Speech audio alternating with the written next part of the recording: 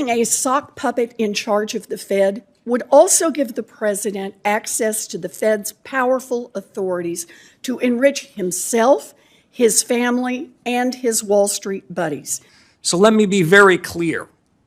Monetary policy independence is essential. Monetary policy makers must act in the nation's interest. Ms. Kevin Warsh, thank you for being with us today, and we're excited about the opportunity to discuss America's economy with you. This is really about the kitchen table. Today, this committee will examine the plans Mr. Warsh has for his return to the Fed, this time as chair, and how he plans to lead the institution at a critical moment to deliver lower cost and real relief for working families. For folks back home in the great state of South Carolina and across the country, the goal is simple. They want lower costs and more opportunities. The Federal Reserve plays a key role in bringing prices down and helping wages go up. Confirming Kevin Warsh will make sure that affordability is at the center of our economic agenda. The president has repeatedly and illegally attempted to take over the Fed.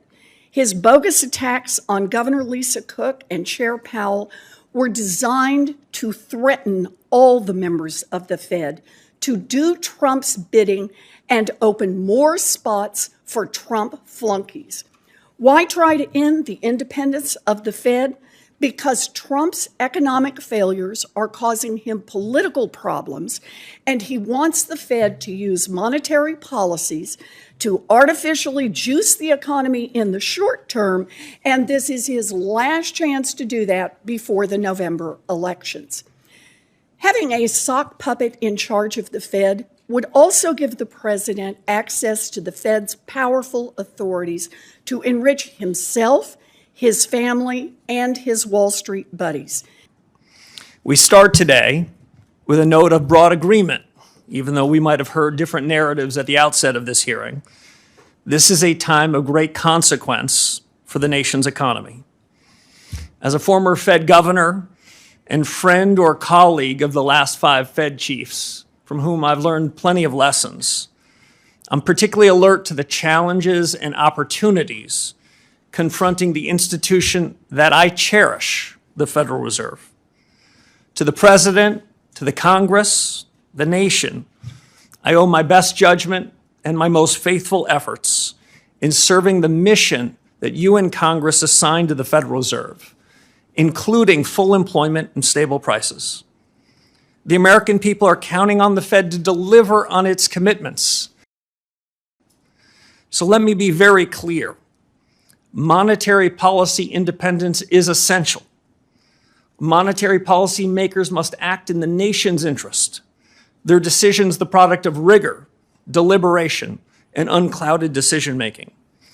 And as Senator Warren said, I do not believe that independence of monetary policy is threatened when elected officials state their views on rates. Fed independence is up to the Fed. That has 3 implications. First, Congress is tasked with the mission to ensure price stability. Inflation is the Fed's choice. Second, Fed independence is at its peak in the conduct of monetary policy. And third, as the chairman said, the Fed must stay in its lane.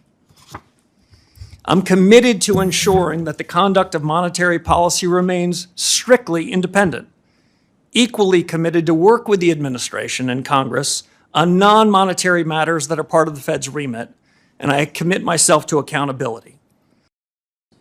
If confirmed as chairman, I will be faithful to the Constitution, to the Federal Reserve Act, and to the very best of the Fed's traditions.